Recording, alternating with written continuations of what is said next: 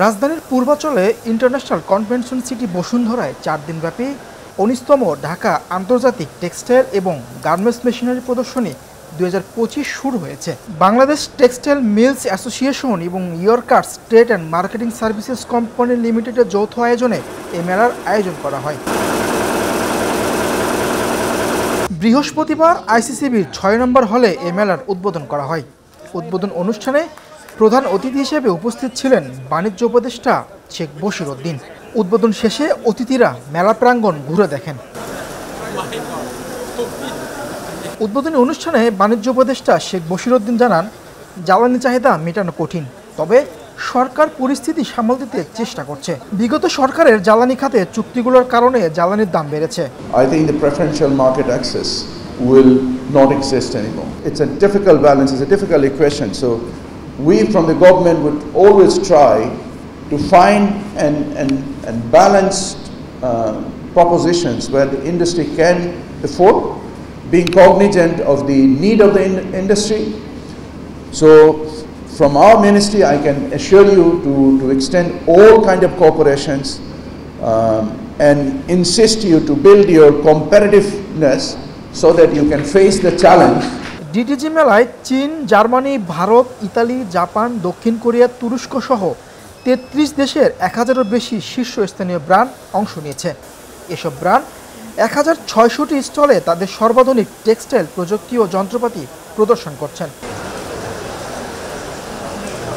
তৈরি পোশাক শিল্পে যুক্ত হচ্ছে নতুন নতুন প্রযুক্তি। শ্রমিক নিজেই করতে পারছেন তার কাজের মূল্যায়ন। এতে একদিকে যেমন বাড়ছে কারখানার উৎপাদনশীলতা, তেমনি পণ্যের গুণগত মান ভালো হচ্ছে। তাই প্রতিযোগিতার বাজারে নিজেদের এগিয়ে রাখতে উদ্যোক্তারা উৎপাদনে যুক্ত করছেন এসব উন্নত প্রযুক্তি। মেলার প্রদর্শনী এসব প্রযুক্তি টেকসই এবং প্রতিষ্ঠান উন্নতিতে সহযোগিতা করবে বলে জানিয়েছেন সংশ্লিষ্টরা। এর কাজ হলো ফেব্রিক তৈরি করা, কিন্তু পার্টিকুলারলি এই যে মেশিনটা দেখতে পাচ্ছি আমরা, এটা ইটস মেড ইন চায়না।